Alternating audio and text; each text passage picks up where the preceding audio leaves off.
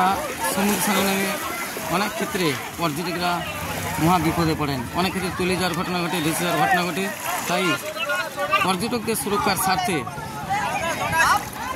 দীঘার সমুদ্রে নজরদারি চালানোর জন্য বেশ কয়েকটা বোট নামানো হচ্ছে।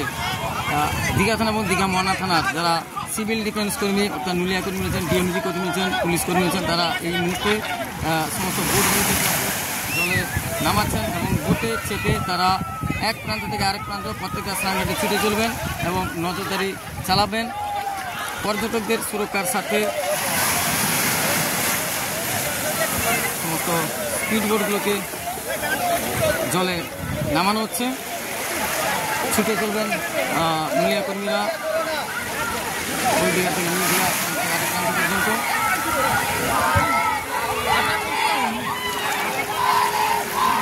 প্রশাসনের উদ্যোগে এই মুহূর্তে বেশ কয়েকটা বোট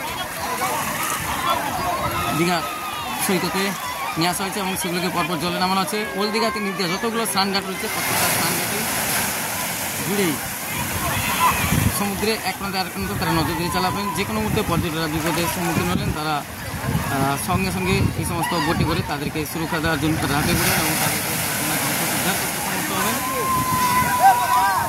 দেখছেন দীঘা লাইভের মাধ্যমে চিত্র দেখছেন।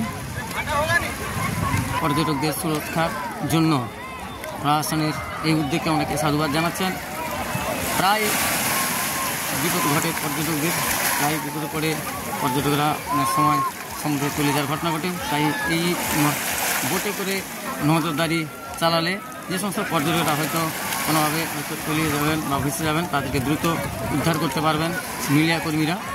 তাই এই মুহূর্তে সমস্ত বোটগুলোকে পরপর সমুদ্র সৈকত ধারে নিয়ে আসা হয়েছে এবং সেগুলোকে পরপর জলে নামানো হচ্ছে।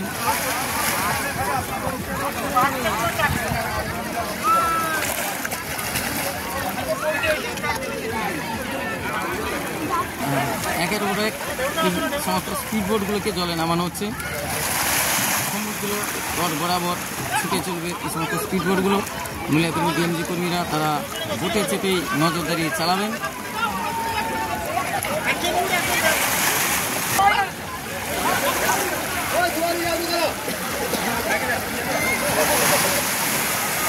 দীঘা পর্যটকদের ভিড় বাড়ছে। পর্যটকদের এবং পর্যটকদের নিরাপত্তার স্বার্থে,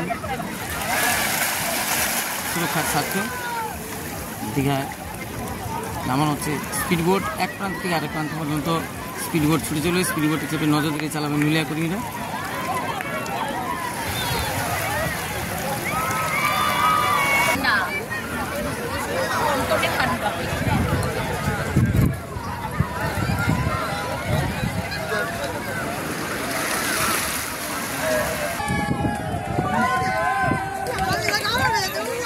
দীঘার সমুদ্রে নজরদারি চালাচ্ছেন বোটে চেপে নুলিয়া কর্মীরা।